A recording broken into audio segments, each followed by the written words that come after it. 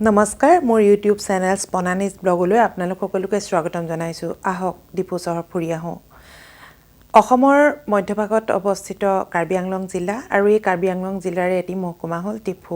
আৰু কাৰ্বি আংলং জিলাত বৰ্তমান প্ৰাকৃতিক পৰিৱেশ খুব সুন্দৰ আৰু ইয়াত নৈ নিজৰা জলপ্ৰপাত বনাঞ্চল বন্য জীৱন স্থাপত্য ভাস্কৰ্য কীৰ্তিচিহ্ন কিমান কি আছে ঠিক নাই। আৰু তাৰেই মই মাত্ৰ এই ডিফু চহৰখনত থকা তাৰা লাংচু আপোনালোকক দেখুৱাবলৈ চেষ্টা কৰিম। আপোনালোকে এয়া চাওক, ডিফুৰ সোঁমাজতে ৰং ফাৰ্পি ৰংৱেৰ প্ৰতিমূৰ্তি আৰু তেওঁলোকৰ সহযোগীসকলক ইয়াত আপোনালোকে দেখা পাইছে। আৰু ই কাৰ্বি ইতিহাসৰ এক অমৰ কাহিনীৰ প্ৰতীক। আপোনালোকক মই ইয়াত দেখুৱাম প্ৰথমগৰাকী কাৰ্বি মহিলা যি হিংসা আৰু অন্যায়ৰ বিৰুদ্ধে যুঁজ দিছিল। এয়া চাওকচোন, এয়াই হ'ল ৰং ফাৰ্পি ৰংৱে আৰু এয়া অৱস্থিত ডিফুৰ মাজমজিয়াত।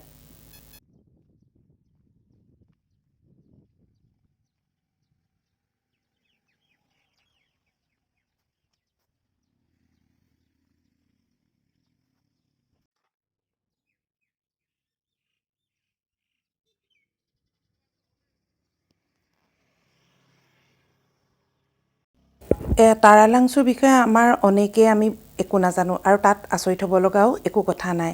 আৰু এই এটা জনগোষ্ঠীৰ সাংস্কৃতিক উত্তৰণৰ ক্ষেত্ৰত তাৰা লাংচুৱেও এটা বিশেষ ভূমিকা পালন কৰিছে আৰু তাক আমি সকলোৱে জনা উচিত। আৰু তাৰা লাংচু হৈছে অসমৰ প্ৰাচীন জনগোষ্ঠী কাৰ্বিসকলৰ এক সাংস্কৃতিক প্ৰাণকেন্দ্ৰ আৰু পুণ্যতীৰ্থ বুলি ক'লেও ভুল কোৱা নহয়। আহক ডিফুলৈ আহি এয়া আপোনালোকে নিশ্চয় চাব। ডিফুলৈ মাত্ৰ 7 কিলোমিটাৰ থাকোঁতেই আপুনি পাব এই তাৰা লাংচুক। আহকচোন কেনেকৈ আমি তালৈ গৈ পাইছিলোঁ, কি দেখিছিলোঁ দেখুৱাওঁ আপোনালোকক।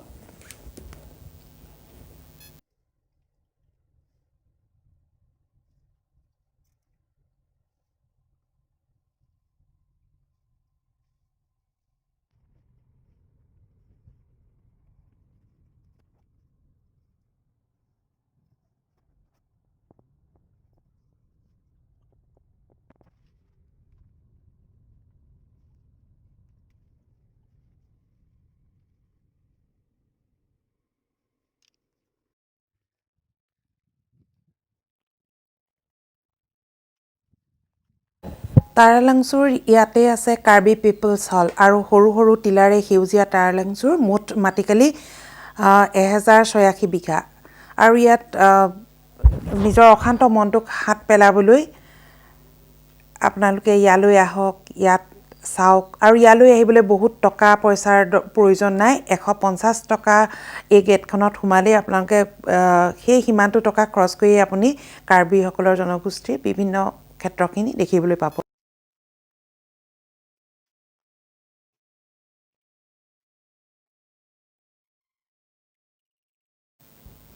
প্ৰায় 827 বিঘা ভূমি সামৰি লোৱা এই বিৰাট ক্ষেত্ৰখনৰ সাংস্কৃতিক পৰ্যটনৰ এক উৎকৃষ্ট থলী বুলি ক'ব পাৰি।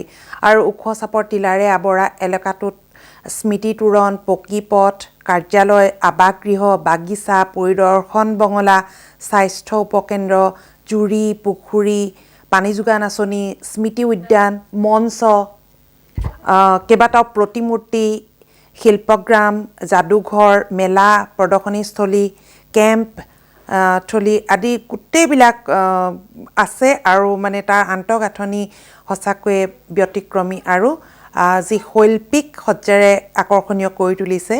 আৰু কাৰ্বি কলা কৃষ্টিৰ প্ৰাণকেন্দ্ৰটিত এক লেখত ল'বলগীয়া দৃষ্টিনন্দন। এয়া আপোনালোকে নিজেই চাওক।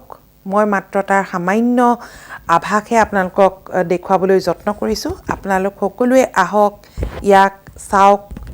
কিমান সুন্দৰ এই পৰ্যটনস্থলী চহৰখনৰ মাজমজিয়াতে অৱস্থিত হৈ আছে।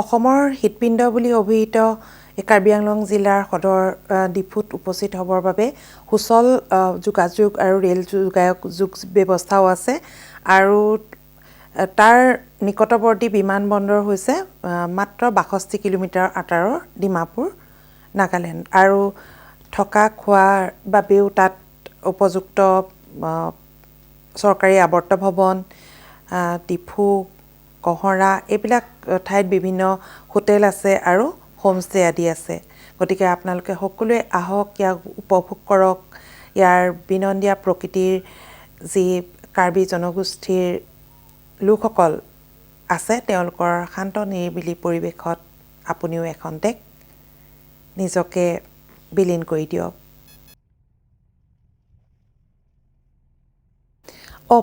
পাহৰিছিলোৱে ইয়ালৈ আহিলে আপোনালোকে পিনি আৰু পেকক চেলেং পৰিহিত কাৰ্বি লোকসকলক মহিলাসকলক ছোৱালীসকলক দেখিবলৈ পাব আৰু প্ৰকৃতিৰ সন্তান কাৰ্বিসকলক বুজিবলৈ আহক আপোনালোক তাৰ লাংচুলৈ আৰু বৰ্তমান এইখন তীৰ্থভূমিলৈ পৰিণত হৈছে সঁচাকৈয়ে কি সুন্দৰ কি অপৰূপ কাৰ্বি আংলং জিলাৰ ডিফু চহৰৰ তাৰালাংচু আৰু আপোনালোকে এই ঘৰবিলাক চাওকচোন এইবিলাক আমাৰ মুখ্যমন্ত্ৰী হিমন্ত বিশ্ব শৰ্মাদেৱে ইয়াত উদ্বোধন কৰিছিলে আৰু আপোনালোকক মই এতিয়া ইয়াৰ ভিতৰৰ যিখিনি এলেকাৰ মই চাব পৰা যিখিনি দেখুৱাব পৰা ৰাস্তাই গাড়ীৰে গৈ যিখিনি আছে সেইখিনি মই আপোনালোকক এয়া দেখুৱাবলৈ চেষ্টা কৰিম আৰু এনেকৈ খোজকাঢ়ি ভাগৰ লাগি এয়া সঁচাকৈ ভাগৰিও পৰিছিলোঁ আৰু আচলতে এইখিনি